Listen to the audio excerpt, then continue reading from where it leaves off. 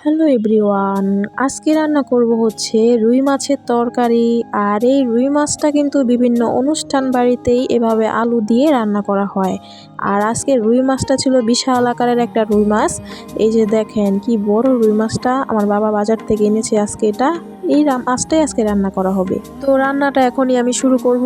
এই জন্য আমি একটি কড়াইতে দিয়ে দিলাম পরিমাণ মতো সয়াবিন তেল। এখানে মাছগুলো ভালো করে আমি ভেজে নিব।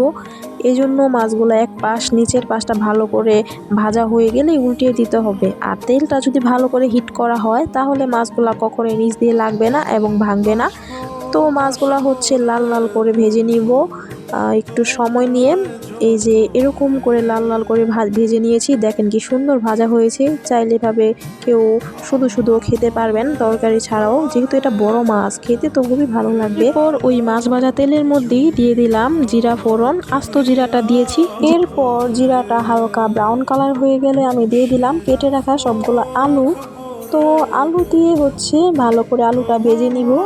অনুষ্ঠান বাড়িতে কিন্তু এভাবে রান্না করা হয়, আলুটা এমন বড় বড় লম্বা লম্বা করে কেটে তারপর রুই মাছগুলা ভেজে এভাবে সুন্দর করে রান্না করা হয়।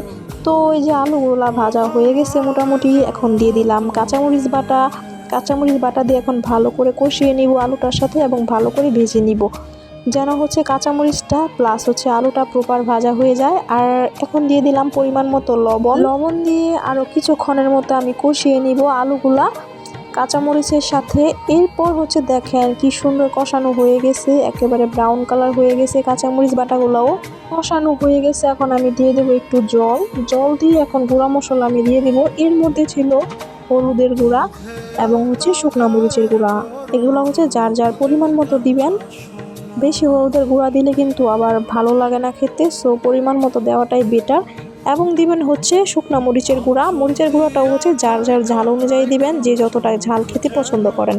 আর মরিচের গুঁড়াটা দেওয়ার একটাই কারণ হচ্ছে কালারটা অনেক সুন্দর আসে তরকারির। শুকনা উপকরণ দিয়েও এখন ভালো করে এটা আমি কষিয়ে নিব আলুটা। তো ঝোলটা শুকিয়ে নিব এবং চেক করে দেখবো যে আলুটা সিদ্ধ হয়েছে কিনা। হ্যাঁ, আলুটা পুরোপুরি সিদ্ধ হয়ে গেছে। এখন দিয়ে দিলাম পরিমাণ মতো জল। ঝোলের জন্য যতটুকু জল দেওয়ার প্রয়োজন ততটুকুই দিয়েছি। এখানে আমি আর এত বেশি জল দিইনি, কারণ আমি হচ্ছে একটু হালকা ঝোল রাখবো। বেশি পরিমাণে ঝোল ভালো লাগে না খেতে, একটু ঝোলটা গাঢ় গাঢ় করেই রাখবো।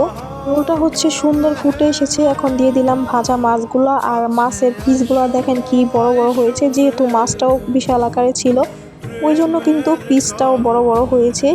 এখানে হচ্ছে আমি প্রায় 6 পিসের মতো মাছ দিয়েছি আর কি। তো এখন দিয়ে দিলাম কেটে রাখা টমেটোটা হচ্ছে ঝোলটা ফোটার পরে দিয়ে দিবেন, আমি যেভাবে দিয়েছি আর কি, তাহলে খুব সুন্দর ফুটবে আর সিদ্ধ হবে। লাস্ট পর্যায়ে আমি দিয়ে দিলাম কিছু ধনিয়া পাতা কুচিটা দিয়েও কিছুক্ষণের মতো আমি রান্না করে নিব, মানে ঝোলটা আরেকটু গাঢ় করে নিব। এই জন্য কিন্তু আমি আরেকটা উপকরণ ব্যবহার করব। আর লাস্ট পর্যায়ে আমি জিরা বাটা দিয়ে দিব। এখন দিয়ে দিলাম হচ্ছে একটু চালের গুঁড়াটা দিলে কিন্তু তরকারি যে একটা কালচে ভাব থাকে, ওই কালচে ভাবটা গিয়ে সুন্দর একটা কালার আসে আর ঝোলটাও একটু গাঢ় হয়। সো খেতেও খুবই ভালো লাগে। আপনারাও চেষ্টা করবেন দেওয়ার, যদি হাতের কাছে থাকে তাহলে দিবেন।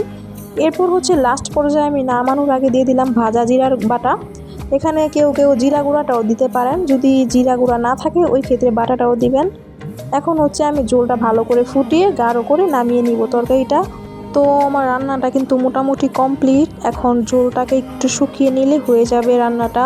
আর খুবই সহজ, কিন্তু চাইলে এভাবে রান্না করে খেতে পারেন। এভাবেই কিন্তু ম্যাক্সিমাম বিয়ে বাড়িতে রান্না করা হয়। সহজ কিন্তু রেসিপিটা, আর রান্না করতেও খুবই অল্প উপকরণ লাগে, সাথে কম মশলায়। এভাবে রান্না করে খেয়ে দেখতে পারেন, খুবই ভালো লাগবে। তো আমি প্রায় 10 মিনিটের মতো ফুটিয়েছি এবং সুন্দর একটা কালার আসছে, সাথে ঝোলটাও শুকিয়ে গেছে। আমি নামিয়ে নিলাম এখন তরকারিটা। কি সুন্দর কালার আসছে দেখেন, একেবারে মাছগুলা ফুলে টসটসা হয়ে গেছে আর খেতেও খুবই সুস্বাদু হয়েছিল। চাইলে আপনারা এভাবে রান্না করে খেতে পারেন। আজকের শর্টকাট এই ভিডিওটা এই পর্যন্তই ছিল। যদি ভালো লাগে অবশ্যই লাইক, কমেন্ট এবং শেয়ার করে পাশে থাকবেন। আর যদি ইচ্ছে হয় তাহলে একবার হলো রেসিপিটা ট্রাই করে আমাকে কমেন্টে জানিয়ে যাবেন। টাটা।